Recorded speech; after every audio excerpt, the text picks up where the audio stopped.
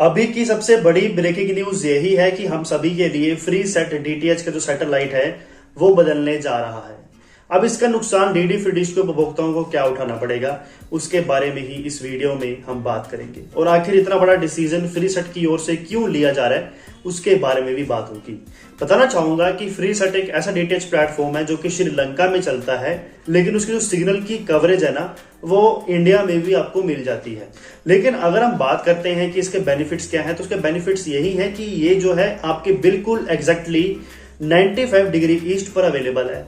और इसका पूरा बेनिफिट डीडी फ्री डिश के ग्राहकों को भी मिल जाता है, क्योंकि डीडी फ्री डिश और डिश टीवी दोनों की सिग्नल्स बिल्कुल आसपास हैं और एक ही सैटेलाइट पर रिसीव हो जाते हैं। और जब ये फ्री सेट श्रीलंका की सर्विस की शुरुआत हुई तो इसके सिग्नल भी 95 डिग्री ईस्ट पर थे, यानी कि डिश टीवी की ही लॉन्गिट्यूड पर थे। तो उसकी वजह से डीडी फ्री डिश के ग्राहकों को भी इसका पूरा बेनिफिट मिल रहा था। अगर किसी के पास MPG4 का बॉक्स लगा हुआ है या एक ऐसा बॉक्स है जो कि HEVC का सपोर्ट देता है, जिसको हम हाई एफिशिएंसी वीडियो कोडिंग कहते हैं, तो उसका पूरा बेनिफिट डीडी फ्री डिश के ग्राहकों को मिल रहा था। कई ऐसे चैनल्स थे जैसे कि आपको हिट्स HD इंग्लिश म्यूजिक में वो मिल जाता है, और शुभ टीवी है, सत्संग टीवी है, इवन 2-4 चैनल्स और हैं जो कि यहाँ पर आपको मिल रहे थे। और कुछ समय पहले की बात करें तो और बहुत से चैनल थे, फैशन टीवी HD था और ऑस्ट्रेलिया न्यूज HD था, और भी ऐसे कई चैनल्स थे जो कि हाई डेफिनेशन में आप सभी तक पहुंचाए जा रहे थे। लेकिन धीरे धीरे करके उनके सिग्नल्स को इनक्रिप्ट कर दिया गया और आज की डेट में सिर्फ चुनिंदा चैनल्स, 3 या 4 चैनल्स ही हैं जो आपको अभी तक फ्री टू एयर में दिए जा रहे थे। तो अब होगा ये कि अब जो है आपको 1 नवंबर 2024 के बाद से देखने को नहीं मिलेंगे, क्योंकि जो फ्री सेट श्रीलंका डीटीएच है वो अपना सैटेलाइट जो है वो चेंज करने जा रहा है। अभी तक SES-12 के माध्यम से आप सभी के बीच सर्विस प्रदान कर रहे थे, लेकिन अब 1 नवंबर 2024 से ये एक्सप्रेस AM जो है उस सैटेलाइट पर शिफ्ट हो रहे हैं, जिसका लॉन्गिट्यूड 40 डिग्री ईस्ट पर अवेलेबल है। तो अगर कोई भी उपभोक्ता अभी भी इंडिया में बैठे हुए फ्री सेट श्रीलंका के जो भी फिलहाल शेष फ्री टू एयर के चैनल्स चल रहे हैं, अगर उन्हें एंजॉय करना चाहता है तो उससे अपने डिश एंटीना की डायरेक्शन को घुमाना पड़ेगा। और अभी तक जो था ये बेनिफिट था कि डीडी फ्री डिश के ही सिग्नल के साथ हमें चैनल्स मिल जाते थे, तो हमें कुछ भी सैटेलाइट से छेड़खानी करने की जरूरत नहीं पड़ती थी। लेकिन अगर आपको सिर्फ और सिर्फ फ्री सेट श्रीलंका के ही चैनल देखने हैं, जो भी शेष उनके फ्री टूर में अभी चल रहे हैं फिलहाल में, तो उसके लिए आपको पोजीशन को और उसकी डायरेक्शन को आपको घुमाना पड़ेगा। जैसे कहा तो ये जा रहा है कि फ्री सेट श्रीलंका की जो कवरेज है वो अभी भी बरकरार रहेगी आपके एक्सप्रेस AM सैटेलाइट्स के माध्यम से भी 1 नवंबर 2024 के बाद से। तो ये कुछ बड़ा बदलाव है जो कि फ्री सेट श्रीलंका की ओर से अपनाया जाने वाला है।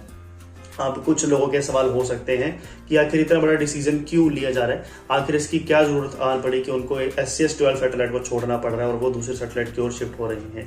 तो देखिए, कारण कुछ भी हो सकते हैं। सबसे बड़ा जो मेजर कारण है वो यही है कि फ्री सेट श्रीलंका जो है वो इतना लोकप्रिय अभी तक हो नहीं पा रहा है अपने ही श्रीलंका में। बहुत से लोग जो है वो आज भी इसको सब्सक्राइब नहीं कर पा रहे हैं या खरीद कर लगवा नहीं पा रहे हैं। सबसे बड़ी जो मेजर रीजन है वो यही है, जिसकी वजह से जो है अपना सैटेलाइट कॉस्ट इतना ज़्यादा पे नहीं कर सकते।